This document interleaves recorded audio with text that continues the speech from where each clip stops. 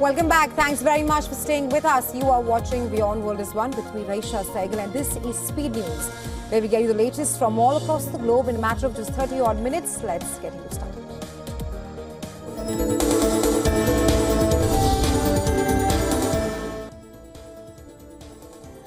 A White House official has said that US President Donald Trump has suspended all military aid to Ukraine, blocking billions in crucial shipment. The decision affects deliveries of ammunition, vehicles and other equipment, including shipments agreed to when Joe Biden was the president. Trump's decision has sharply escalated pressure on Kyiv to agree to peace negotiations with Russia. The report comes after Trump condemned Ukrainian President Volodymyr Zelensky for saying that a deal to end the war with Russia was very far away. Trump called Zelensky's assertion the worst statement to have been made by him. Trump warned that he would not put up much longer with Zelensky's stance on the war.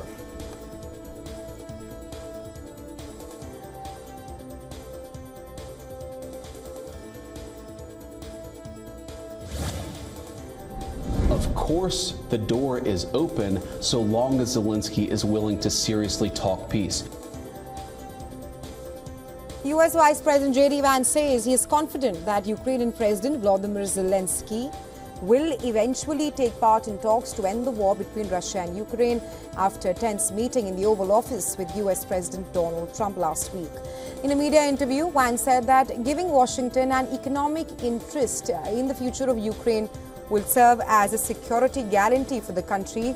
He said that Trump's plan for peace between Ukraine and Russia is realistic and urged European countries to tell Zelensky that the war cannot go on forever.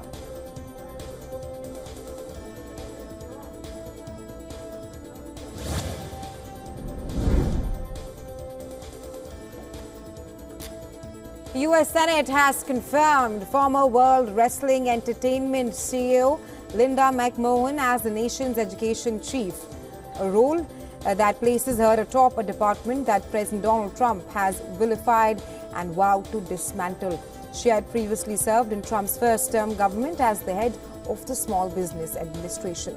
Trump had promised to decentralize education as he campaigned for a return to the White House, saying he would devolve the department's powers to state governments. McMahon agreed with Trump, telling the Senate Education Committee early in February that the excessive consolidation of power in Washington was damaging education.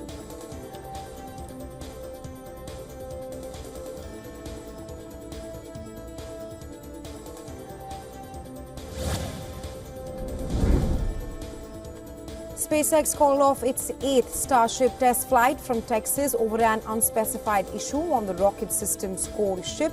This has delayed for at least 24 hours the company's attempt to deploy mock Starlink satellites in space for the first time. The test mission would have been the first Starship launch since a January mission ended 8 minutes into flight when the Starship's rocket exploded over the Caribbean, prompting a federal probe. SpaceX spokesperson has said that the company could try to launch again pending the nature of the issue.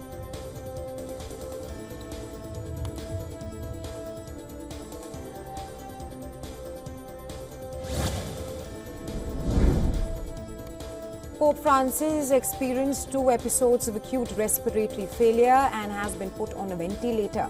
According to the Vatican, the respiratory failures were caused by an accumulation of endobronchial mucus and a consequent narrowing of the airways. Earlier in the day, the 88-year-old pontiff underwent 2 bronchoscopies or procedures to evaluate his air passages. As per the last medical update, the Pope's prognosis remains guarded, which means he is not out of danger yet. The head of the Catholic Church has been hospitalized since 14th of this month after doctors identified a polymicrobial respiratory tract infection that developed into a double pneumonia. Pope Francis has long struggled with respiratory issues and had part of his lungs removed when he was 21.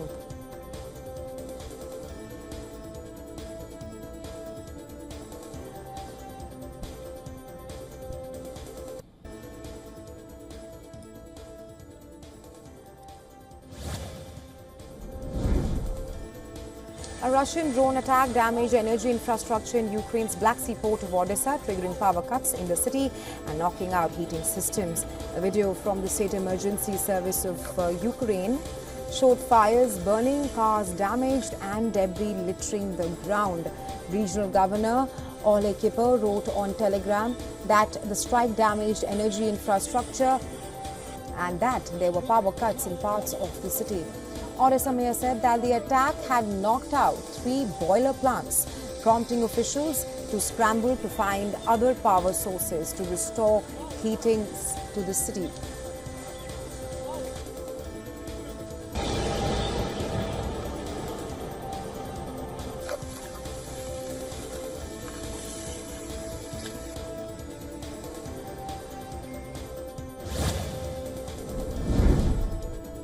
Turkish President Recep Tayyip Erdogan underscored his country's support for Ukraine's territorial sovereignty and integrity during an iftar dinner with ambassadors and foreign dignitaries in Ankara. Erdogan said that a fundamental solution to the conflict could not be reached without either Russia or Ukraine at the negotiating table.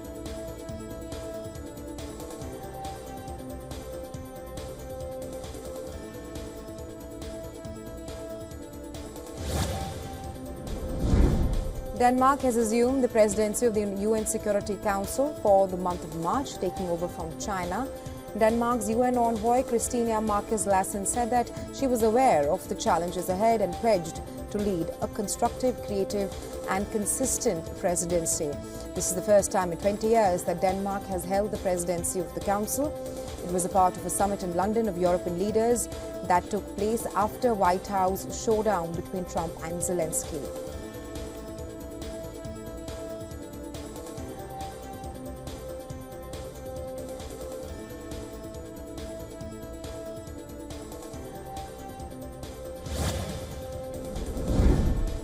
North Korea's leader, Kim Jong-un's sister, Kim Yoo-jong, has slammed the US for political and military provocations after US Navy aircraft carrier USS Carl Vinson visited the South Korean port of Busan. Kim Yoo-jong said that this was part of Trump administration's policy of confrontation against North Korea. She warned that if the United States continued to renew anti-North Korea military demonstration, then North Korea will be compelled to renew records in the exercise of strategic deterrence, which includes testing of nuclear-capable missiles and other such technology.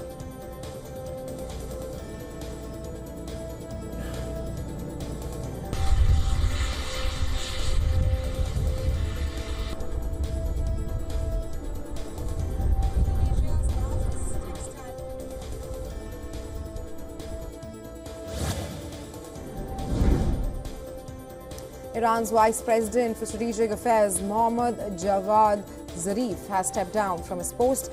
The official IRNA news agency said Zarif's resignation letter was received by President Masoud Pezeshkian. In a post on X, Zarif said he had faced the most horrible insults, slander and threats against himself and his family, and he has gone through the most bitter period of his 40 years of service. He added that to avoid further pressure on the government, the head of the judiciary recommended that he should resign, which he accepted it immediately.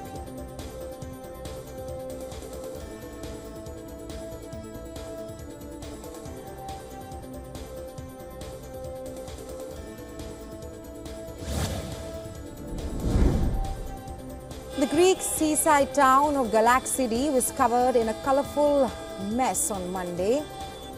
The wheat wall in Galaxidi, 200 kilometers west of Athens, attracted hundreds of visitors from Greece and abroad as hundreds covered each other with cooking flour tinted with food colouring to mark the end of the carnival season and the start of the 40-day Lent period until the Orthodox Easter. Armed with bags of wheat, participants donned plastic suits and goggles while spectators stood on the other side of the town square to avoid the mess. The tradition is believed to have evolved from the 19th century during the period when Greece was occupied by the Ottoman Empire. Ottoman rulers had forbidden carnival festivities, but in defiance, locals would smear their faces with ash and dance in the street. Later, Galaxidi residents turned to wheat for the old carnival tradition.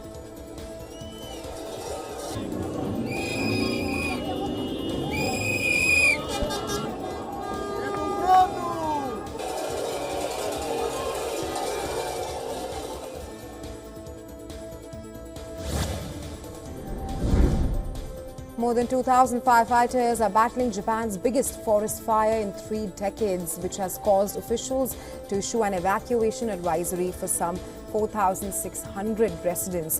One person died last week in the blaze in the northern region of Iwate, which follows record low rainfall in the area and last year's hottest summer on record across Japan, as climate change pushes the temperatures worldwide.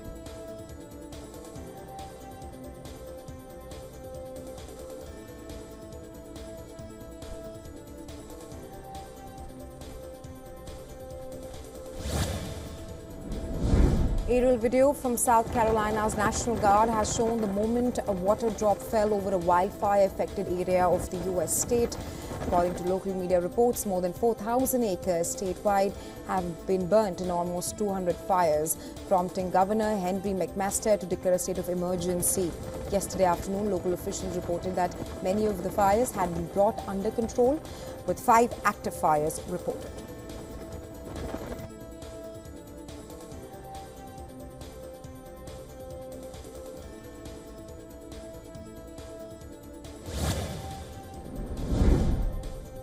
Oil prices continue to fall after U.S. President Donald Trump paused military aid to Ukraine and as markets braced for U.S. tariffs on Canada, Mexico and China to take effect.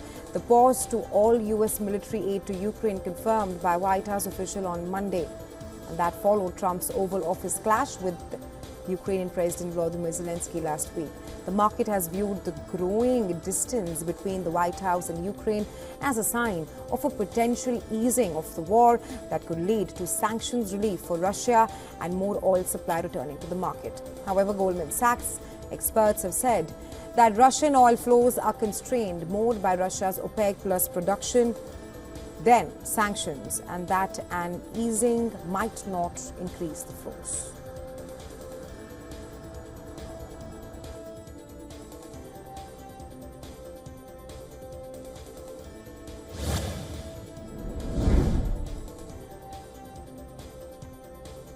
Iron ore futures continue to slide today with just hours to go until U.S. tariffs on Chinese imports come into effect.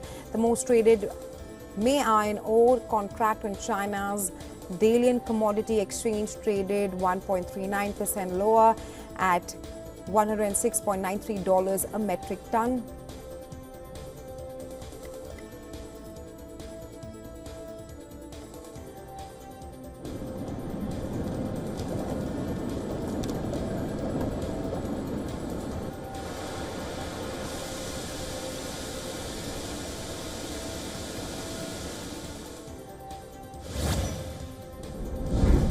The Canadian dollar and the Mexican peso hunkered near their lowest in a month on trade tariff fears, which sapped the sentiment. Corporate CEOs and economists say Trump's tariffs on Canada and Mexico covers more than $900 billion worth of annual U.S. imports, and that it would deal a serious setback to the highly integrated North American economy. The euro was steady after a sharp rebound in the previous session as traders remain on tenterhooks in the hopes of a peace deal to end the Ukraine war. The European currency did not flinch in early trading after a White House official confirmed that the United States is pausing military aid to Ukraine.